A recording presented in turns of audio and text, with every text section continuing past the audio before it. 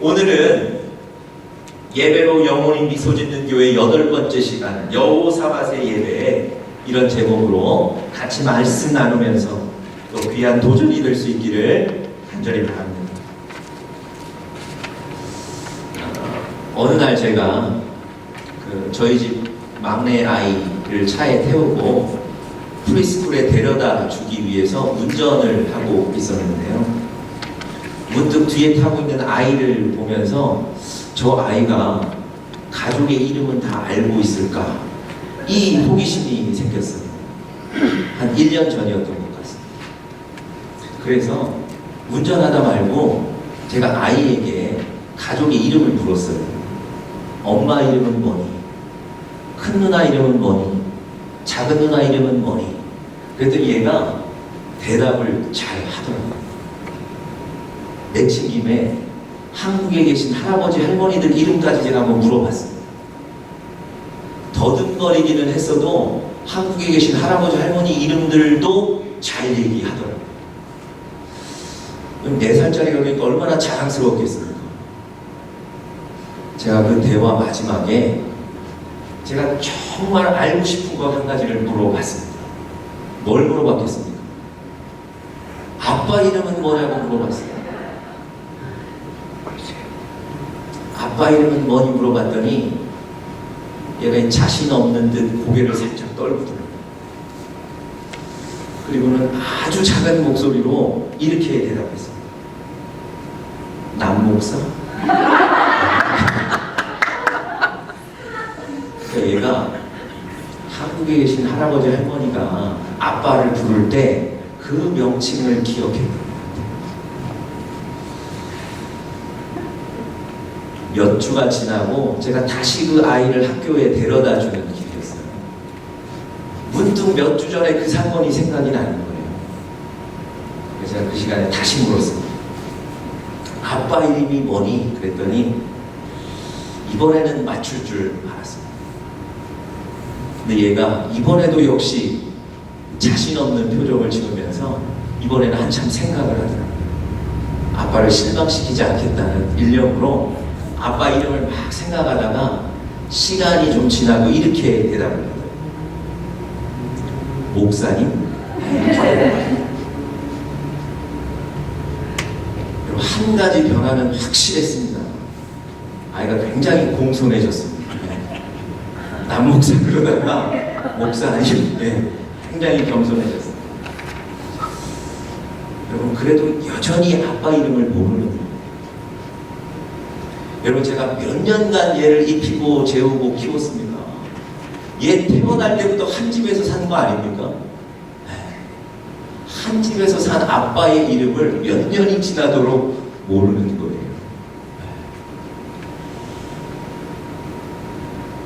여러분, 근데 이런 일이 아이들에게만 있는 게 아닙니다. 나와 함께한 사람을 내가 잘 알지 못하는 이런 일들이요, 아이들에게만 있는 게 아니에요.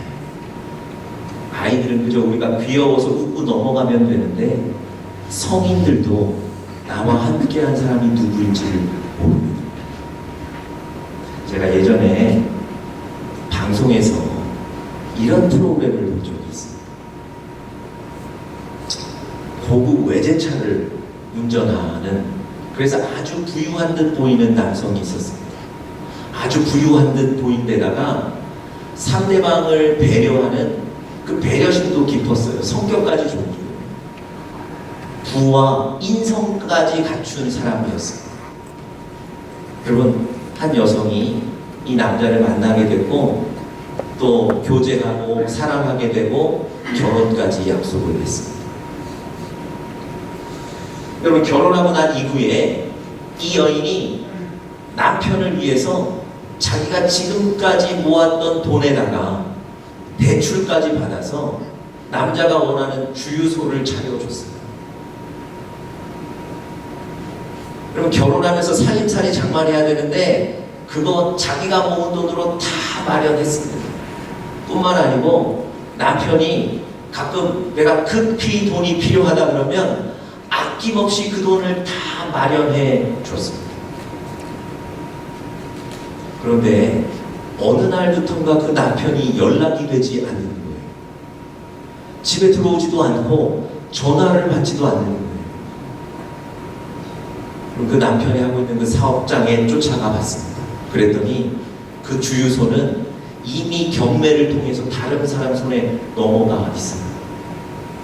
그리고 자기가 살림살이로 장만했던 그 살림살이들 넣어두었던 창고에 가봤더니 이미 그거 다 가져가고 비어 있습니다. 여러분, 이 여인이 모든 것 잃고 한순간에 큰 빛을 떠안게 됐습니다. 여러분, 나중에 알고 보니까요, 이 남자는 그런 식으로 사람을 속이고 사기치는 그런 사람이었어요.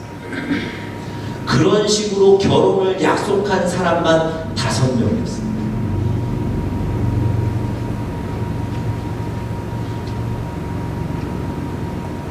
더군다나 그때 당시에 이 남자는요, 함께 살고 있는 부인도 있었습니다.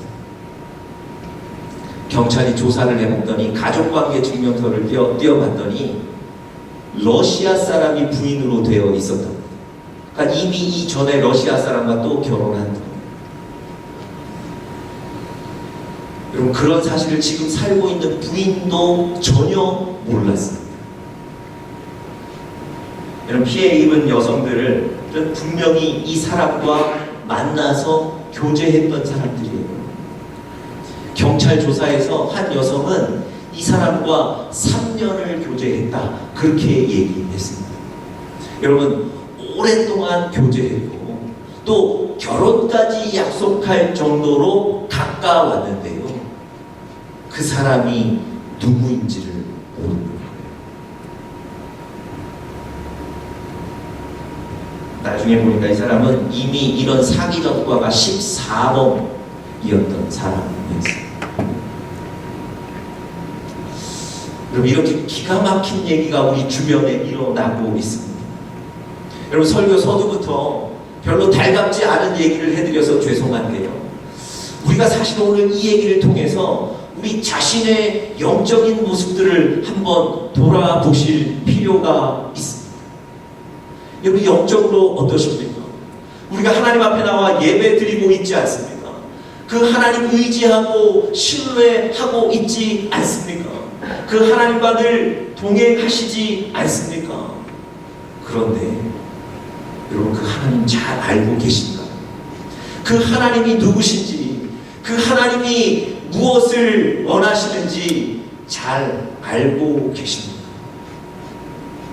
만약 그렇지 못하다면 우리도 영적으로 이런 모습을 가지고 있지 않겠습니까? 여러분, 우리가 섬기는 대상 하나님, 우리가 예배하는 대상인 하나님을 잘 아셔야 될 줄 믿습니다. 아멘. 그래야 올바로 살아가실 수가 있습니다. 여러분, 신앙에서도요, 우리가 신앙생활하는데 이 신앙에서도 아는 게 힘입니다. 여러분, 구약성서 중에 호세아서가 있는데요, 그 호세아서에 보면 하나님이 이스라엘 백성들을 향해서 이렇게 경고하시고 책망하세요. 자, 우리 같이 한번 한 목소리로 읽어보겠습니다. 시작. 내 백성이 지식이 없음으로 망하는도다. 여러분, 하나님께서 이스라엘 백성들에게 무슨 얘기 하시는 겁니까? 이스라엘 백성들이 그저 악해서, 그저 범죄해서 망하는 것이 아니고, 이스라엘 백성들이 하나님이 누구신지, 하나님이 무엇 하기를 원하시는지 하나님을 잘 몰라서 망하게 된다고 경고하시는 겁니다.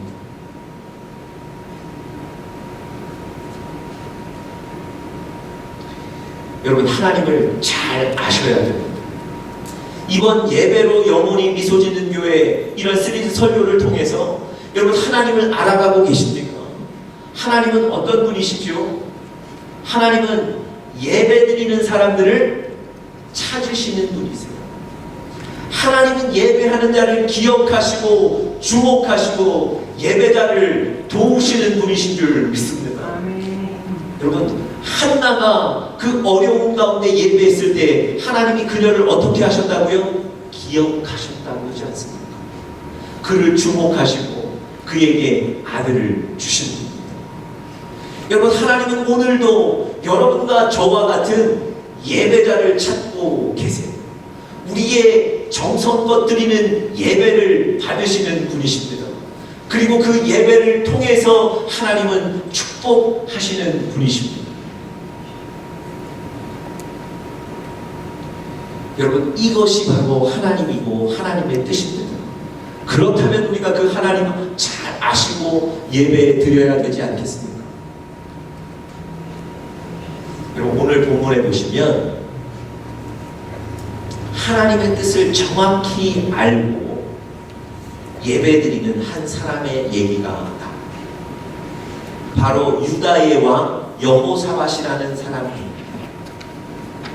하나님은 그의 예배를 받으셨고요, 그의 예배를 통하여 그의 인생을 축복하셨습니다. 여호사밧이 드린 예배는 과연 어떤 예배였을까요? 여호사밧의 예배를 통해서 우리가 받을 수 있는 교훈은 무엇일까요? 우리가 같이 세 가지로 좀 나누면서 여러분과 저의 삶에도 도전이 될 수 있기를 간절히 바랍니다. 자, 첫 번째로요, 이 여호사밧의 예배에서 우리가 받을 수 있는 교훈, 첫 번째는 예배가 문제 해결의 열쇠라는 겁니다. 예배가 문제 해결의 열쇠, 예배가 문제 해결의 시작이에요. 여러분, 오늘 우리가 읽었던 열왕기하 3장 본문의 내용은 바로 이런 겁니다. 이스라엘이 그 당시 워낙 강했기 때문에 모압이라는 나라가 이스라엘의 돈과 곡식을 바치면서 이스라엘을 섬기고 살았습니다. 그런데 갑자기 어느 날부터인가 이 모압이 이스라엘을 섬기지 않는 거예요. 이스라엘 섬기기를 거절하는 거예요. 그래서 이스라엘 왕 여호람이 화가 나서 유다 왕과 에돔 왕을 설득해서 연합군을 구성하고요, 그래서 모압을 치기로 결정하고 모압을 향해 가고 있습니다. 여러분, 이 강력한 연합군이 모압을 치기 위해서 그 가는 길인 에돔 광야로 들어갔습니다. 그런데 그 에돔 광야로 들어갔을 때 문제가 생겼어요. 자, 9절 한번 보세요.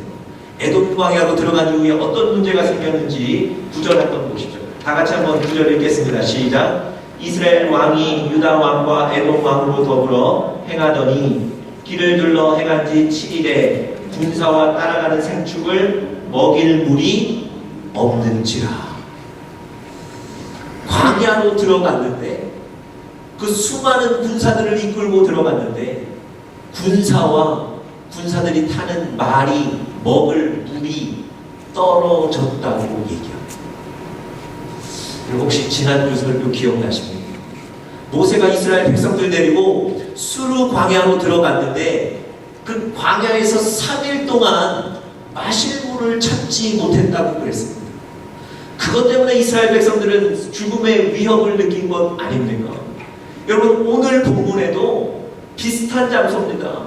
그때는 수르 광야였고 오늘은 에돔 광야예요. 똑같은 광야입니다. 건조한 땅, 뜨거운 햇볕이 내려쬐는 땅, 물이 없으면 도저히 살아갈 수 없는 그런 땅, 그 에돔 광야에서 군사들과 그 말들이 먹을 물이 떨어진 겁니다. 여러분, 지난주와 똑같이 오늘 이 에돔 광야에서도 새 왕을 비롯한 군사들이 죽음의 위협을 느끼는 겁니다.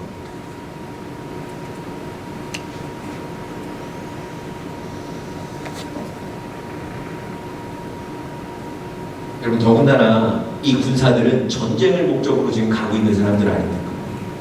물이 없어서 쓰러질 지경인데 어떻게 전쟁을 수행할 수 있겠습니까? 여러분, 이들에게는 이것이 거의 죽음 직전의 상황입니다. 그럼 10절에 보시면 이것을 경험하고 난 뒤에 이들의 탄식이 나오는데, 이 탄식을 보시면 그들의 상황을 그들의 마음을 잘 아실 수 있습니다. 10절 제가 한번 읽어보겠습니다. 이스라엘 왕이 가로되 슬프다. 여호와께서 이 세 왕을 불러 모아 모압의 손에 붙이려 하시는도다. 무슨 얘기입니까? 하나님께서 우리를 모압 왕의 손에 붙이려 하시는도다. 전쟁 시작하지도 않았는데 전쟁에 승리할 힘이 없다는 겁니다. 우리는 모압 왕의 손에 죽을 수밖에 없다는 겁니다. 전쟁을 해도 이길 수 없다는 패배감과 절망감에 이미 쌓여 있는 겁니다. 여러분, 이 얘기가 바로 에돔 광야에서 눈이 떨어지고 난 뒤의 고백입니다. 여러분, 이 어려운 상황 가운데 어떻게 해야 될까요? 여러분들과 저의 인생의 길 가운데 이런 어려운 상황들을 만났을 때 우리는 어떻게 해야 될까요? 여러분, 여호사밧은 이 어려운 상황 가운데 하나님의 뜻을 정확히 알고 그리고 그 하나님의 뜻대로 실행한 사람입니다. 아멘. 그게 뭘까요? 그게 바로 예배가. 여러분, 이때 여호사밧은 하나님께 나가서 예배하며 하나님의 도움을 구하는 겁니다. 위험한 상황 가운데 가장 먼저 생각나는 것이 무엇입니까? 하나님께 나가 예배입니다. 여러분, 지금 이 여호사밧만 있는 게 아니고요, 오늘 말씀을 읽어보셨지만 다른 두 왕들도 함께 있습니다. 그런데 다른 두 왕들은 똑같은 상황이지만 예배드려야 되겠다, 하나님께 나가야 되겠다는 생각을 전혀 못하고 있습니다. 오직 여호사밧만 이 어려운 때에 하나님 앞에 나가서 하나님께 예배 드려야겠다고 생각하는 겁니다. 여러분, 왜 여호사밧은 이렇게 어려운 때에 하나님 앞에 나가 예배 드려야 되겠다고 결심하고 생각했을까요? 여러분, 모든 상황과 모든 문제는 우리의 손에 있는 것이 아니라 전능하신 하나님의 손에 있는 줄 믿습니다. 아멘. 그래서 구약의 기자는 전쟁은 하나님께 속한 것이라고 얘기하는 거예요. 여러분과 제 인생에 일어나는 모든 문제와 상황들 우리의 손에 있는 것이 아니라 하나님의 손에 있는 줄 믿습니다.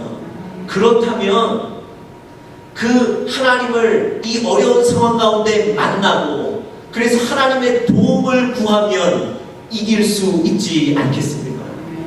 여러분, 여호사밧은 바로 그 하나님의 뜻을 분명히 아는 사람입니다.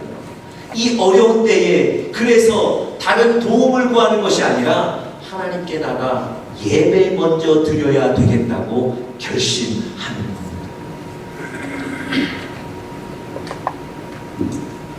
여러분, 하나님은 예배자를 찾으시고요, 하나님은 예배자를 기억하시고 주목하십니다.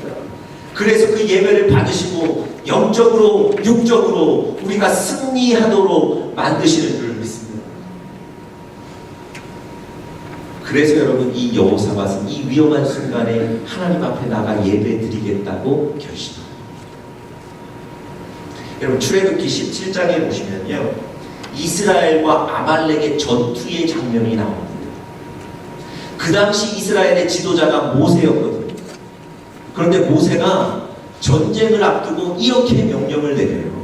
그의 종 여호수아에게는 칼을 들고 전쟁의 현장에 나가서 싸우라는 겁니다.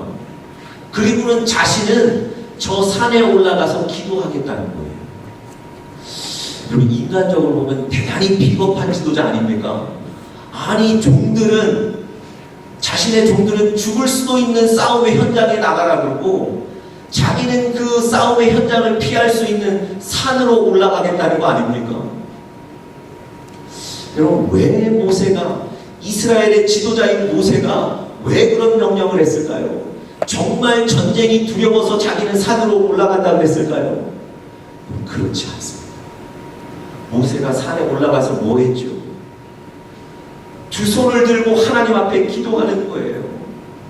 모세가 두 손을 들고 기도할 때에는 전쟁에서 이스라엘이 이기게 됩니다. 너무 피곤해서 팔이 아파서 팔이 내려오게 되면 어떻게 됩니까? 전세가 역전이 돼서 아말렉이 승리를 잡는 거예요. 끝까지 여러분, 이 모세는 두 손을 올리고 기도하는 거예요. 그 산에 올라가서 예배하는 겁니다. 여러분, 모세는 전쟁이 두려워서 산에 올라가는 것이 아니고요, 이 전쟁은 하나님의 손에 있다는 것, 이 전쟁의 승패는 하나님이 결정하신다는 것을 분명히 알았기 때문에 종들은 나가 싸우지만 자신은 더 치열하게 산에 가서 기도 예배하는 줄 믿습니다.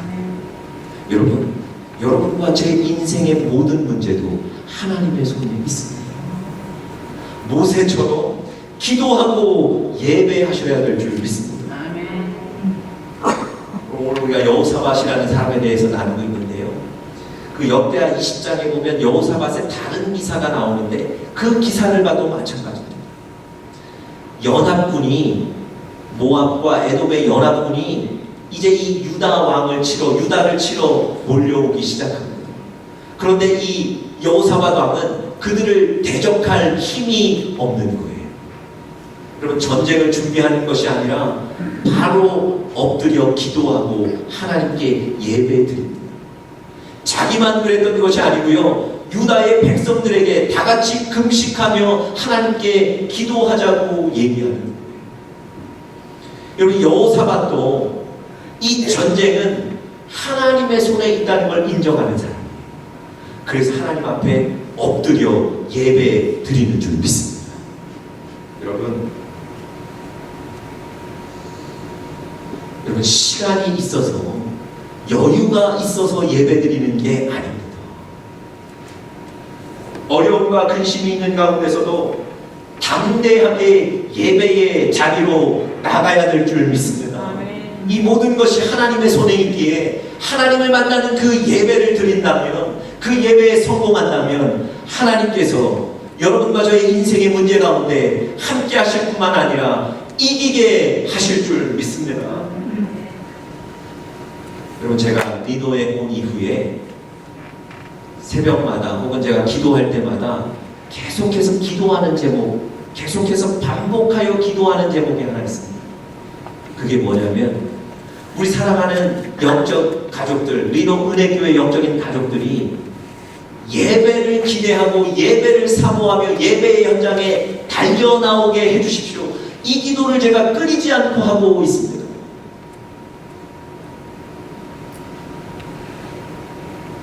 여러분, 이 여호사밧은요, 예배에 대한 기대가 얼마나 컸는지 몰라요. 자, 12절 한번 보십시오. 12절에 보시면 이 여호사밧이 예배에 대한 기대가 얼마나 컸는지를 알 수 있는 구절이 있는데요, 제가 한번 읽어드리겠습니다. 여호사밧이 가로되, 말하는 겁니다. 여호와의 말씀이 저에게 있도다. 이에 이스라엘 왕이 여호사밧과 에돔 왕으로 더불어 그에게로 내려가니라. 여러분, 엘리사와 함께 예배 드리기를 원하는데 이 여호사밧 왕이 그 예배의 현장에 가면 무엇이 있다고 얘기하는 겁니까? 바로 그곳에 하나님의 말씀이 있다는 거예요. 예배 현장에 가면 하나님의 위로의 말씀, 능력의 말씀이 바로 그 현장에 있다는 겁니다. 여러분, 이게 여호사밧이 예배를 향한 기대의 마음을 품은 증거입니다.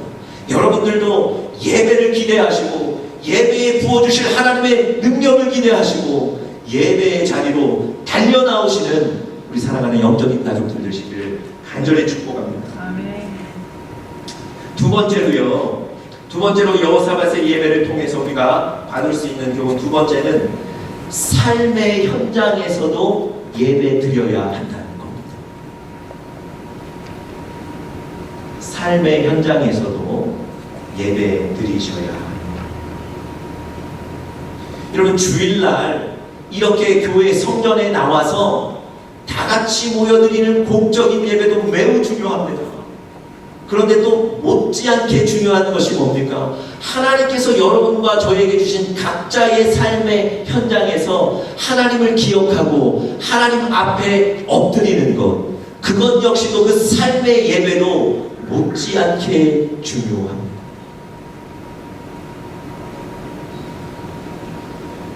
제가 오늘 왜 이런 말씀을 드리냐면, 오늘 본문을 보시면 이제 새 왕이 엘리사를 찾아가서 하나님께 예배 드리기를 원합니다, 이렇게 얘기하거든요. 그런데 엘리사가 그들이 예배드리러 왔다고 박수 쳐주지 않습니다. 그들이 예배드리러 왔다고 당장에 나가서 그들을 안아주지 않아요. 무서운 얘기를 한 가지 합니다. 자, 14절 한번 보십시오. 제가 한번 읽어보겠습니다. 내가 섬기는 만군의 여호와의 사심을 가리켜 맹세하노니 내가 만일 유다 왕 여호사밧의 낯을 봄이 아니면 당신을 향하지도 아니하고 보지도 아니하였으리이다. 그럼 무슨 얘기하는 걸까요? 당장에 예배 드리러 나온 사람들 박수 쳐주면서 예배 인도하시면 되는데 그 얘기를 하는 게 아니고 여기 찾아온 여호사밧 왕 때문에 같이 예배를 드릴 뿐만 아니라 하나님은 이 여호사밧 왕 때문에 당신들의 예배를 받으실 겁니다. 이렇게 얘기하는 거예요. 여러분 도대체 왜 이런 얘기를 했을까요? 왜 여호사밧의 예배를 특별히 하나님께서 받으시겠다고 얘기하는 걸까요?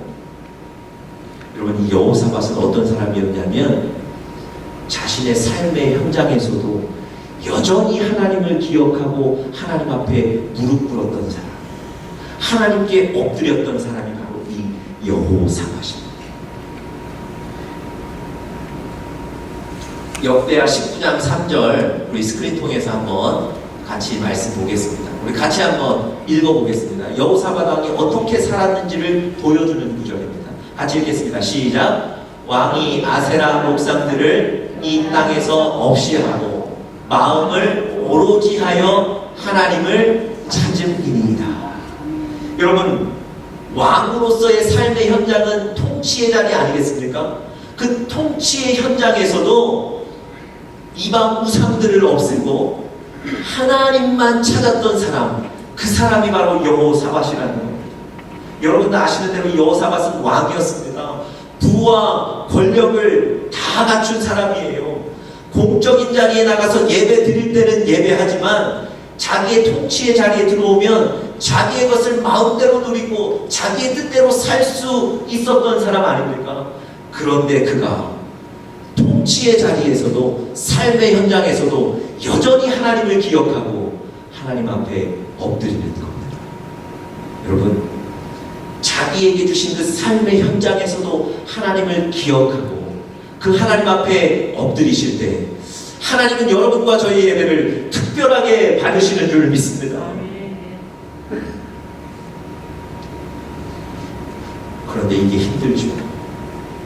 삶의 현장에서도 여전히 하나님을 기억하고 하나님께 엎드리는 것 쉽지가 않습니다. 여러분들 저에게 물으실 수 있어요. 목사님 저는 목회자도 아니고 저는 선교사도 아니고 바쁘고 피곤하고 이런 삶의 현장에서 도대체 어떻게 하나님을 기억하고 어떻게 하나님 앞에 엎드릴 수 있습니까?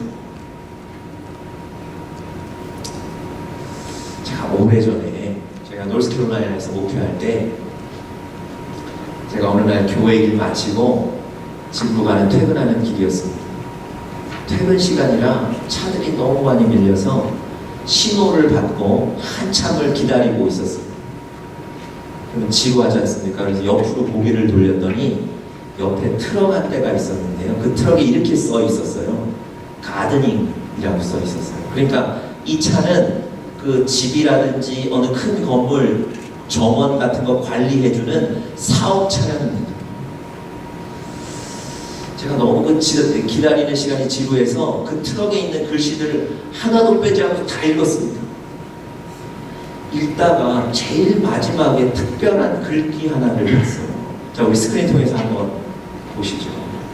그 트럭 제일 마지막에 우리 스크린에 나오자. 트럭 제일 마지막에 저 짧은 글귀가 써 있었어요. 그럼 저게 뭡니까? First Corinthians 3장 6절에서 7절, 고린도전서 3장 6절 7절이라는 얘기예요. 너무 궁금했어요. 도대체 이 사업 차량에 왜 고린도전서 3장 6절 7절 저 숫자들을 써놨을까? 목사가 저 구절도 외워야 되는데 저걸 제가 외우지를 못하고 너무 궁금해가지고 그 다음 신호에 가서 얼른 성경을 찾아 읽었어요. 제 마음에 얼마나 감동이 됐는지 모르겠어요. 고린도전서 3장 6절 7절 어떤 말씀인지 아십니까? 자, 우리 같이 한번 읽어보시죠. 같이 한번 읽겠습니다. 시작. 나는 심었고 아볼로는 물을 주었으되 오직 하나님은 자라나게 하셨나니 그런즉 심는 이나 물 주는 이는 아무것도 아니로되 오직 자라나게 하시는 이는 하나님뿐이니라. 그분들은 어떤 분이십니까? 꽃과 나무들 심고 물 주고 약 줘서 키우시고 성장시키시는데 전문가들이에요. 그래서 사업하시는 분들이잖아요. 그런데 그 사업하시는 그 전문가들이 차에 뭐라고 써놓고 다니는 겁니까? 하나님, 나는 물도 주고, 하나님, 나는 약도 주고, 나는 땅도 갈아주지만 내가 하는 게 아니고 하나님이 하시는 거예요. 그분들이 저 고백을 차에 붙여놓고 일하시는 거예요. 여러분, 여러분과 저의 삶의 현장에 하나님을 기억하고 하나님 앞에 엎드리는 것 다른 게 아닙니다.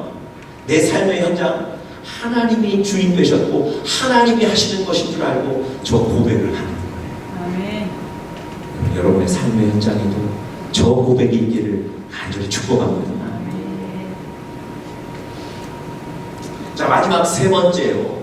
여호사밧의 예배를 통해서 우리가 받을 수 있는 마지막 세 번째 경우는 예배를 통해서 하나님의 능력을 경험할 수 있다는 겁니다. 예배를 통해서 하나님의 능력을 경험할 수 있습니다. 여러분, 여호사밧이 이렇게 엘리사 앞에 나아가서 하나님의 뜻을 묻고 하나님 앞에 예배 드립니다. 그런데 이 엘리사가 이 어려운 상황 속에서 그 예배를 통해서 뭐라고 얘기하냐면 개천을 나가서 개천을 파십시오, 그렇게 얘기해요. 여러분, 개천이라는 건 어떤 용도입니까? 땅이 좀 평지보다는 깊은 곳, 그래서 물이 흐르게 하는 용도 아닙니까? 여러분, 지금 생각해 보세요.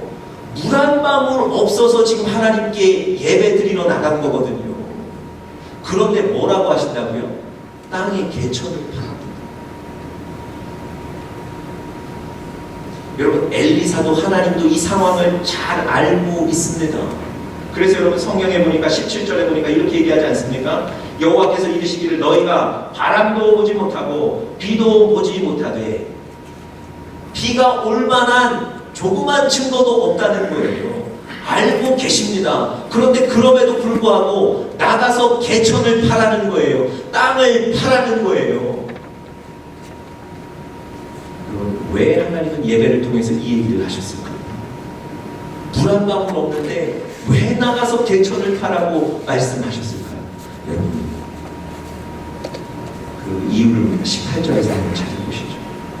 자, 18절 말씀은 다 같이 한번 읽어보겠습니다. 자, 18절 말씀 다 같이 읽겠습니다. 시작. 이것은 여호와 보시기에 오히려 작은 일이라 여호와께서 모압 사람도 당신의 손에 붙이시니. 여러분, 하나님께서는요, 전능하신 하나님께서는 그 예배를 통해서 그 개천에까지 물이 흘러넘치도록 하시기를 원하시는 겁니다. 다시 말씀드리면 전능하신 하나님께서 이 예배를 통해서 여호사밧 왕에게 하나님의 능력을 보여주시기를 원하시는 거예요. 하나님이 뭐라 그러셨다고요? 야, 지금 비가 오지 않는 상황, 물이 한 방울도 없는 상황이지만 이런 상황 속에 개천에 물이 흐르게 하는 것, 나에게는 오히려 작은 일이라고 얘기하시는 거예요. 여러분, 하나님은 예배를 통해서 그 개천에 물이 흘러 넘치도록 하시겠다고 약속하신 줄 믿습니다. 여러분, 동일합니다. 여러분과 제가 지금 예배 드리고 있는데요, 우리의 예배를 통해서도 하나님은 하나님의 능력을 보여주실 줄 믿습니다.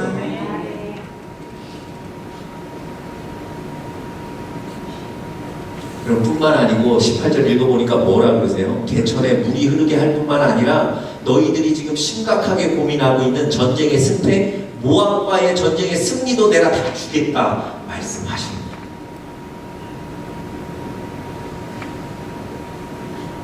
그리고는 그 전쟁의 결과, 그리고는 이 하나님의 약속을 20절에서 완전히 성취하세요. 자, 20절 말씀도 함께 읽어보겠습니다. 시작. 아침에 미쳐 소재 드릴 때에 물이 에돔 편에서부터 흘러나와서 그 땅에 가득하였더라. 여러분, 제가 지금 여러분에게 예배 잘 드리셔야 된다고 막 얘기를 짜맞추고 있는 게 아닙니다. 그래서 이 성경 구절을 어쩌다 찾은 게 아니에요. 하나님은 열왕기하 3장에 그들이 예배 드릴 때에 에돔 광야 어느 편으로부터 물이 흘러나오게 하셔서 그 개천에 물이 가득하게 하셨다고 이미 말씀하셨습니다. 여러분, 하나님은 이런 분이신 줄 믿습니다. 그들이 아침에 소재 드릴 때에 그랬는데요. 이 아침에 소재 드릴 때라는 것은 무슨 얘기냐면, 쉽게 말하면 아침 예배 드리고 저녁 예배 드리는 거예요. 이들이 아침에 하나님 앞에 나가 예배 드릴 때, 그때 에돔 어디선가부터 물이 흘러나오게 하나님이 만드신 줄 믿습니다. 여러분, 예배는 이렇게 강력한 겁니다. 하나님께서 그 다음 날도 이어진 예배를 통해서 에돔 광야에 물을 흘려 보내신 줄 믿습니다. 여러분, 큰 문제가 있으신가요?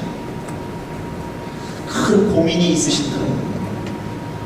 하나님에게는 아주 작은 일입니다. 여러분이 가지고 계시면 큰 일이지만 하나님께 엎드려 예배드리시면 하나님께는 아주 작은 일입니다.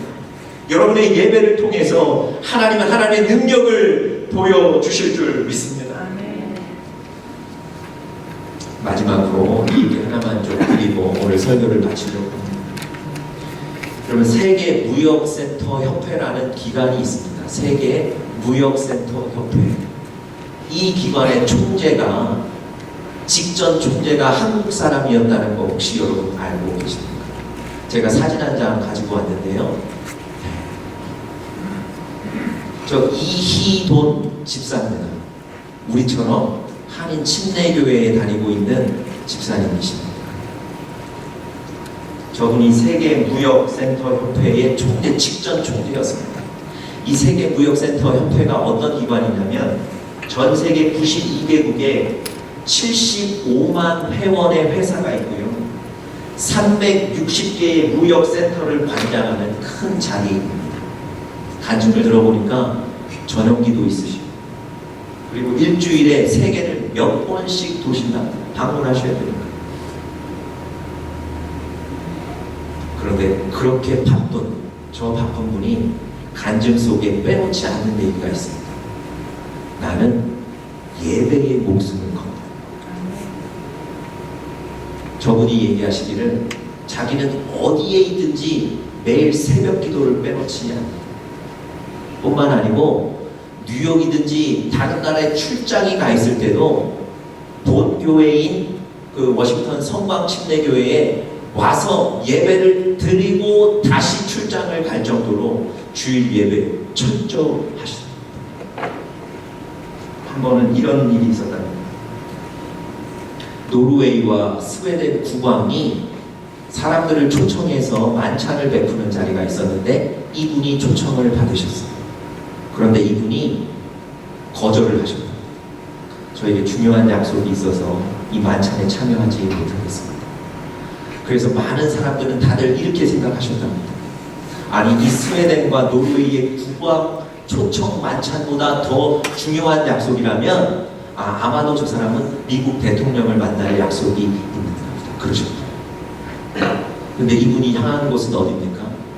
주일 예배, 하나님과의 약속, 그 시간이었습니다. 여러분, 하나님은 이런 예배자를 찾고 계십니다. 하나님은 이런 예배자를 기억하시고 주목하세요. 여러분, 이분의 간증 수십 가지의 간증이 있는데요, 제가 한 가지만 소개해드리고 마치겠습니다. 이 세계 무역센터 협회에 저 아시안 사람이 총재가 된다는 건 도저히 상상할 수가 없는 일이랍니다. 왜냐하면 저 협회 안에 미국파와 유럽파가 있기 때문에 그분들이 총재 자리를 나눠가지고 있고요. 총재가 될 정도면 한 나라의 수상은 거친 사람이 총재 정도 할 수 있답니다. 근데 저분이 기도하면서 믿음으로 총재 선거에 후보자로 나가셨어요. 여러분, 심지어 자신이 보좌하고 있던 총재, 그 당시에 총재가 너는 어차피 나와도 안 되니까 총재 나오지 말라고 말렸을 정도였다. 근데 이분이 믿음으로 기도하고 나가셨어요. 여러분, 총재 선출 당시에 어떤 일이 벌어진 줄 아십니까? 이 미국계와 유럽계의 알력이 심해지고 경쟁이 심해져서 서로 타협이 안 되는 거예요. 여러분, 그런 타협이 안 되는 가운데 누가 그러면 우리 이희돈 박사를 추천합시다. 저 사람은 아무런 문제 없이 우리를 잘 이끌 수 있습니다. 그래서 그 자리에서 저분이 수석부총재가 되고 나중에는 총재가 됐다. 여러분, 하나님은 예배자 가운데 역사하시는 줄 믿습니다.